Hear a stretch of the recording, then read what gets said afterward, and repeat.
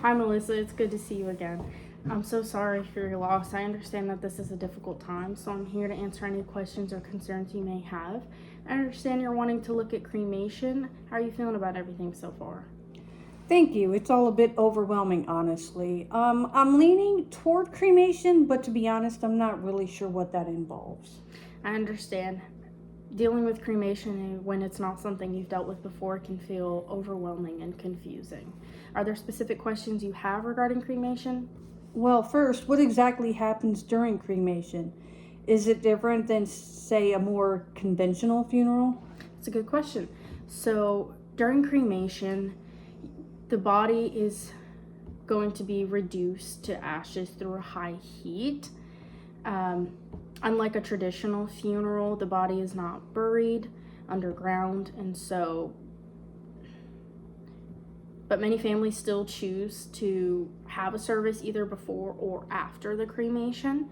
So, are you wanting to do a viewing or are you wanting to do something a little more private? Can I choose a viewing if I do cremation? Yeah, absolutely. So if you wanting to do a viewing, we do that beforehand. The body's placed within a casket and allow the family and friends to come see the body. And then once that is completed, that's when we will take your loved one for a cremation. Okay, and if I decide not to do a viewing, is there a way to just do the cremation and then, say, do a memorial later on? Yeah, absolutely. So that's what we call a direct cremation. So once we get your loved one, we typically start the cremation within a few days after passing. And then once that is completed, you will get the ashes back. And then at any point in time, you can decide to do a memorial. Okay, that sounds good. What about the urn? What do we do with the ashes afterwards? So that entirely depends on what you guys want to do.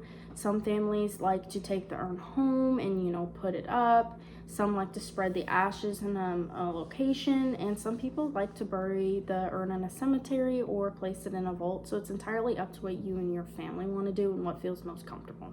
Okay. Are there special laws about scattering ashes? So some locations will have regulations regarding the spreading of ashes. Mm-hmm. So if that's something you guys want to do, we can look at some local regulations and find a spot that's going to be legal and that's going to be comfortable for you guys. All right. How long does the cremation process take? Is it like days, weeks? So the cremation process itself lasts 2 to 3 hours. Oh. The reason that it might take long sometimes is at the crematory, if they have a lot to do, typically it might take a little bit longer, but on a good week, it will typically last about a week, and then you should be able to get your ashes around that time, sometime sooner. Okay. And I know this sounds silly. Is a cremation respectful? I just worry that it just kind of feels impersonal. Totally understandable, and absolutely anybody that is in the room and that handles your loved one is a trained professional, and they handle your loved one with care and dignity, so you don't have to worry about that at all. Some people say that it actually feels a little more meaningful that way. Oh, okay. What about cost? Is cremation really cheaper? So again, that would depend on the route that you want to go. Some people, when they do just a direct cremation and receive the ashes back, that's when it's going to be a little bit more cheaper. If you are wanting to do a viewing beforehand or a memorial service before or after, that's when prices will get a little bit higher just because you'll have to pay for the services and the casket. Yeah. So that would depend on the route that you want to go, but we can discuss prices. Okay. Are there any items I'd still need to buy for the cremation?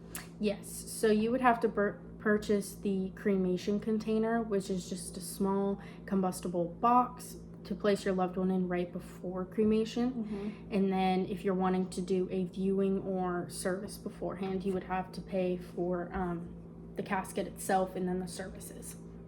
Oh, okay. Can I have a religious or, say, cultural ceremony with the cremation? Yeah, of course. We work with people of all religions and cultural beliefs all the time. We understand that some of them have cremation rituals that they like to do, and we will absolutely work with you on that if that is something that you desire. What about paperwork? Is cremation complicated, say legally? We don't want you to have to worry about that. So we handle that on all fronts, and that includes the death certificate and any of the paperwork for us to be legally authorized to perform cremations. You don't have to worry about that at all. Okay. And I know this sounds stupid. Is it possible to witness the cremation? That's not a stupid question at all. We have some families that prefer to be there for the beginning of the cremation just because it feels a little more meaningful to them. That is absolutely up to you if that is something you want to do. So you can take some time to think about that if you'd like. Thank you. This has been really helpful. I do still need to take some time to think about all of these options, but I appreciate it.